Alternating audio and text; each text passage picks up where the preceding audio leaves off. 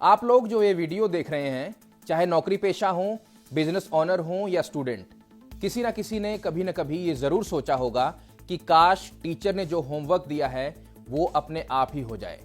आने वाले समय में ऐसा होने की संभावना भी है।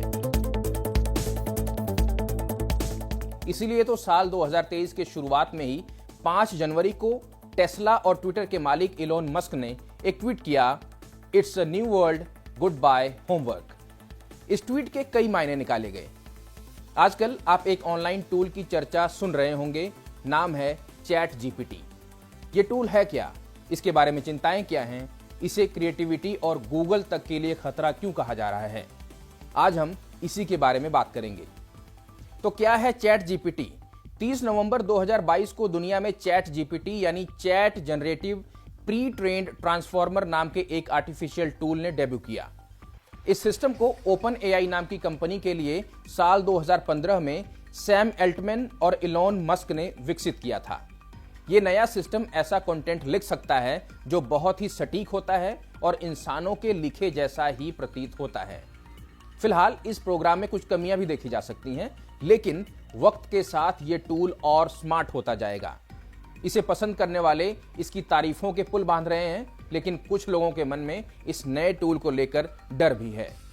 अगर आप इंटरनेट पर चैट जीपीटी के रिव्यू पढ़ेंगे तो बार बार खतरा शब्द का जिक्र मिलेगा। यानी लोगों का मानना है कि यह प्रोग्राम मानव मस्तिष्क को तेजी से कॉपी कर रहा है। अमेरिकी अखबार न्यूयॉर्क टाइम्स में हाल ही में छपे एक लेख के मुताबिक लर्निंग, शिक्षा, डिजिटल सुरक्षा, कामकाज और लोकतंत्र तक पर इस प्रोग्राम के असर की संभावना जताई गई है। चैट जीपीटी आपके हर प्रश्न का जवाब कुछ ही पलों में देता है। मसलन आप इस चैटबॉट से कहें कि शेक्सपियर के अंदाज में एक कविता लिखें, कुछ ही पल में आपको एक कविता लिखी हुई मिलेगी। कविता के स्तर पर बहस हो सकती है, लेकिन उसे लिखने की स्पीड पर नहीं। चैट जीपीटी लगभग 100 भाषाओं में उपलब्ध है, लेकिन यह अंग्रेजी में सबसे सटीक है। लॉन्च होने के 5 दिन के भीतर ही चैट जीपीटी के 10 लाख यूजर्स हो गए थे। ओपन एआई का कहना है कि इस चैटबॉट का इस्तेमाल सबके लिए मुफ्त रहेगा। कंपनी के इस बयान से लोगों ने कयास लगाने शुरू किए कि भविष्य में चैट जीपीटी के प्रोग्राम के लिए ओपन एआई पैसे लेने लगेगी। कंपनी यह भी कह चुकी है कि टेस्टिंग और रिसर्च के दौरान सॉफ्टवेयर कभी कभार गलत और भ्रामक जानकारियां दे सकता है। कंपनी ने यह भी कहा कि चैटबॉट के डेटा हिस्ट्री सिर्फ 2021 तक ही सीमित है। गूगल को चुनौती कैसे है? कई लोग इसे इंटरनेट पर जानकारियां जुटाने के लिए गूगल के एक छत्र राज को चुनौती बता रहे हैं। आलम यह है कि जीमेल के फाउंडर पॉल बुचेट तक ने कुछ वक्त पहले कहा था कि 2 साल में यह टूल गूगल को बर्बाद कर सकता है, लेकिन यह सिस्टम अब भी गंभीर गलतियां कर रहा है। साओ पाउलो यूनिवर्सिटी के प्रोफेसर अल्वारो मचादो डायस एक न्यूरो साइंटिस्ट हैं। वो कहते हैं कि यही इसे खास बनाता है, क्योंकि यह भाषाओं को समझने में माहिर होता है। इंजीनियर दिन रात इसे स्मार्ट बनाने में लगे हुए हैं। चैट जीपीटी को गलतियां स्वीकार करने के लिए भी ट्रेन किया गया है।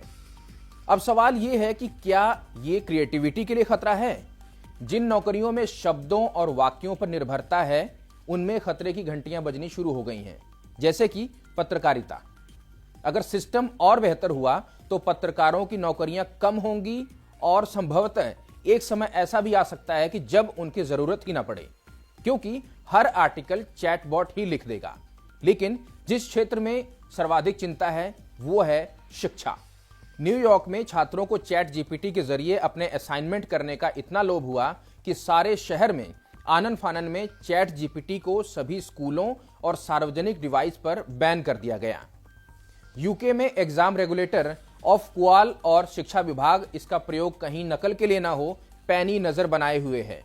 ब्राजील की फेडरल यूनिवर्सिटी में एक रिसर्चर यूरी लीमा कहती हैं कि नई तकनीक छात्रों को साइबॉर्ग यानी आधे इंसान और आधे मशीन में बदल देगी। लीमा कहती हैं कि इस नई तकनीक की मांग है कि अध्यापक भी इसका ठीक से इस्तेमाल करना सीखें। यह कितना असरदार है, इसे इस बात से समझें कि इस सिस्टम के उपलब्ध होने के 10 दिन के भीतर ही सैन फ्रांसिस्को के एक डिजाइनर ने 2 दिन के भीतर बच्चों के लिए तस्वीरों सहित एक किताब तैयार कर दी थी। डिजाइनर ने चैट जीपीटी के अलावा मिड जर्नी नामक प्रोग्राम से भी मदद के जरिए तस्वीरें जुटाईं। साओ पाउलो यूनिवर्सिटी के प्रोफेसर अल्वारो मचादो डायस कहते हैं कि क्रिएटिविटी के लिए असाधारण टैलेंट की जरूरत होती है, लेकिन एल्गोरिदम की मदद से पैदा की गई चीजों से मनुष्यों में क्रिएटिव होने की प्रवृत्ति कम होगी।